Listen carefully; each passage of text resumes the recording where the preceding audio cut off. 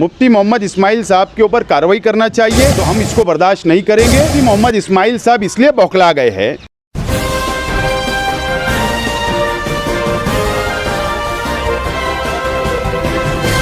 मानव समाचार, मानवता के हक में।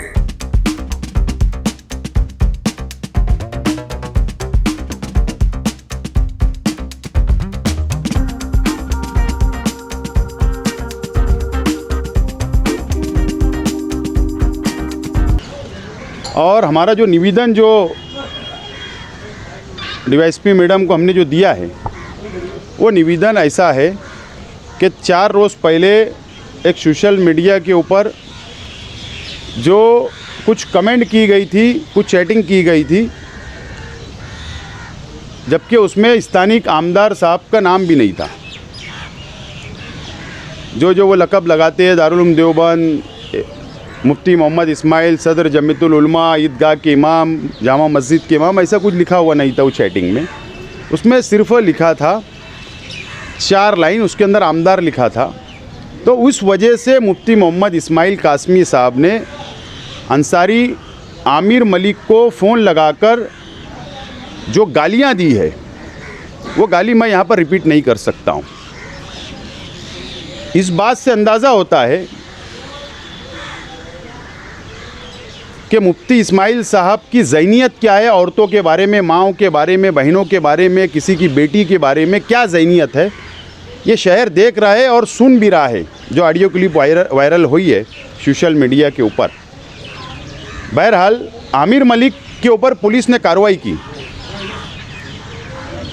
और वो कानूनी कार्रवाई का सामना उसने किया और आज उसकी ज़मानत भी हुई। आज जो निवेदन दिया गया है उसके अंदर मुफ्ती मोहम्मद इस्माइल कासमी साहब के ख़िलाफ़ में निवेदन दिया गया।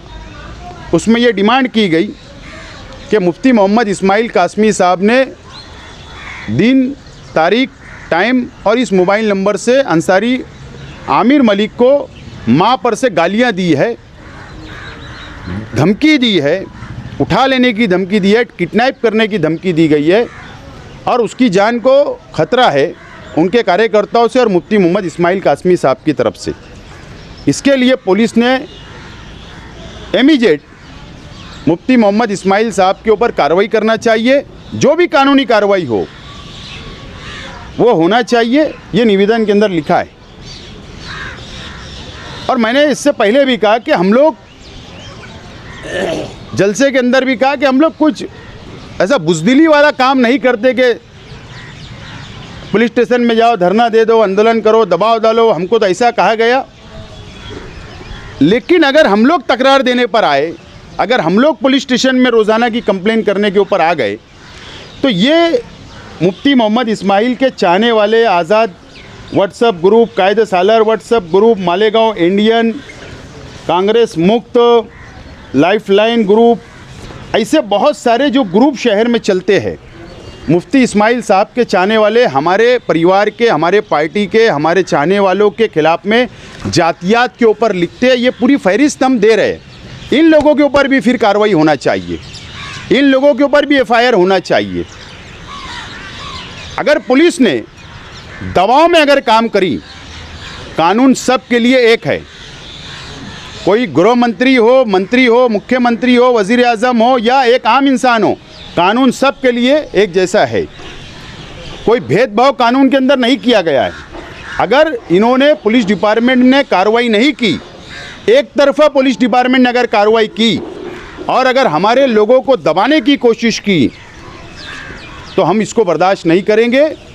अगर पुलिस डिपार्टमेंट ने कार्रवाई नहीं की इस निवेदन के ऊपर, तो स्पेशल लोकल कोर्ट के अंदर जाकर हम लोग ऑर्डर लाएंगे और पुलिस को आदेश करवाएंगे वहाँ से हमारे वकील के ज़रिए कि उनके ऊपर एफआईआर होना चाहिए।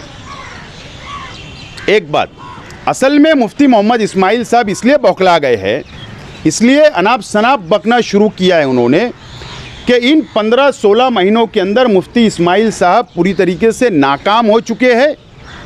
शहर का विकास, शहर का डेवलप जो शहर के आवाम से वादा किए, मुकम्मल तौर पर नाकाम हो गए। अपनी नाकामी छुपाने के लिए अगर अपोजिशन, हमारे वर्कर जो हम अपोजिशन में हैं, अगर हम उनकी नाकामी को उजागर कर रहे हैं, सोशल मीडिया के ज़रिए, अखबारात के ज़रिए, तो ये हमारा अपना हक है, अधिकार है अपोजिशन का, और वो हम बोलेंगे, हमको ये रोक नहीं सकते। इसलिए असल में ये बौखलाहट है कि दबाने की कोशिश है पुलिस के ज़रिए कि सोशल मीडिया के ऊपर मेरी बदनामी रुक जाए, मेरी नाकामी छुप जाए, अखबारात के ज़रिए मेरी नाकामी छुप जाए, इसलिए दबाने की कोशिश और पुलिस का सहारा लिया जा रहा है। और दादागिरी और गुंडागर्दी के ऊपर शहर के मुफ्ती मोहम्मद इस्माइल कासमी साहब अब रास्ते पे उतर गए और गुंडागर्दी और दादागिरी की भाषा इस्तेमाल करने लगे हैं। ये शहर से मेरी यही अपील है, इस शहर के उलमाओं से, इस शहर के मुसलमानों से, इस शहर के मजहबी तंजीमों के ज़िम्मेदारान से, ये मस्जिद और मीनारों के शहर के मुसलमानों से यही अपील है कि जो ऑडियो क्लिप जो वायरल हुई है वो अपनी कानों से सुने और आवाम खुद फैसला करे। हम इसके ऊपर ज़्यादा कुछ बोलना नहीं है, लेकिन हम लोग दबने वालों में से नहीं है। ये बात आज आप लोगों को हमको बोलना थी और आज हम लोगों ने निवेदन दिया है। निवेदन के ऊपर अगर कार्रवाई नहीं हुई और जो उनके लोगों ने जो हमारे खिलाफ में लिखा है अगर उस पर कार्रवाई नहीं हुई तो हम लोग कोर्ट के ज़रिए पुलिस को आदेश करवाएंगे और इनके ऊपर FIR करवाएं। आज हम यहाँ पर हमारे आमिर मलिक के ऊपर FIR उन्होंने दर्ज की है। हम लोग आए थे कि मुफ्ती साहब ने जिस तरीके से आमिर मलिक को फ़ोन कर एक माँ को गाली दी है, माँ के ऊपर से जो गाली दी है एक आलिम दीन ने, वो MLA होने से पहले वो एक आलिम दीन है।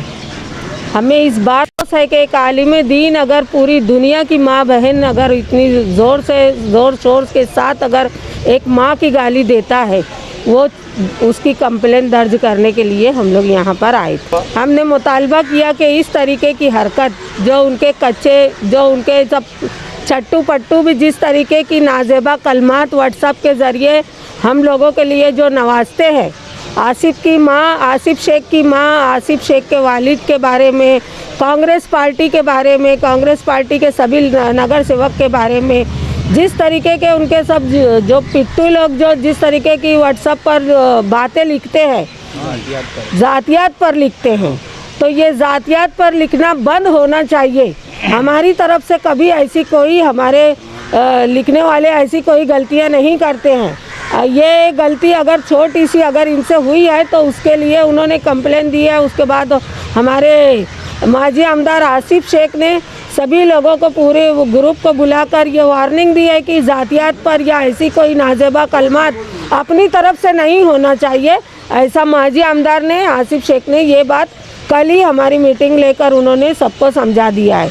और पहले तो अव्वल तो मैं आप लोगों के माध्यम से ये बात बता दूं कि जब भी उन लोगों ने हम पर जो इल्ज़ामात लगाए हैं, जो गंदे अल्फाज हमारे लिए उनकी ज़बानों से खर्च होते हैं, तो हम लोग कभी हमारे लोग उसका जवाब भी नहीं देते हैं, जवाब देना भी पसंद नहीं करते हैं।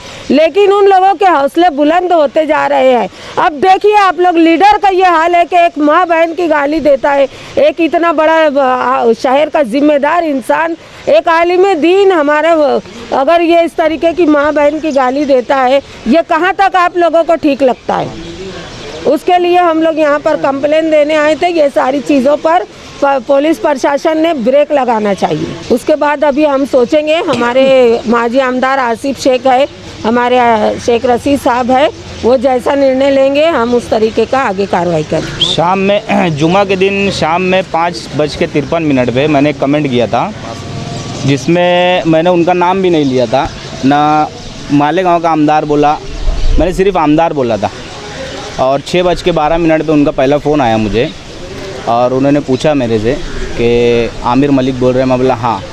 तो बोले मुझे गाली दिया तू। तो मैं बोला कहाँ गाली दिया? तो बोले मेरे पास स्क्रीनशॉट है। फिर दोबारा फ़ोन आया 6:13 पे, बोले तू ऐसा ऐसा लिखा है। मैं बोला मेरा नाम कहाँ लिखा है?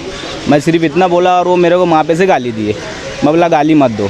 तो वो धमकी वगैरह दिए, ऐसा करूँगा, वैसा करूँगा, ये करूँगा, वो करूँगा। उनके ऊपर कार्रवाई होना चाहिए। जैसे मेरे ऊपर FIR करवाए थे, मैंने जो लिखा था, उनके ऊपर भी कार्रवाई होना चाहिए। हमारे पास भी 2 स्क्रीनशॉट है। बोल।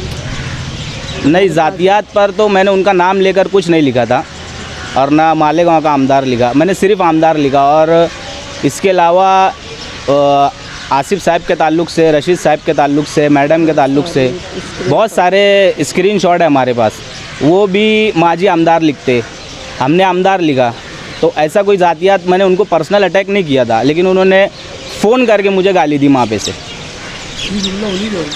और मुझे एक चीज़ ऐसा लगता कि अभी इनके 16, 17, 18 महीने जो भी हुए तो इन्होंने कुछ काम नहीं किए।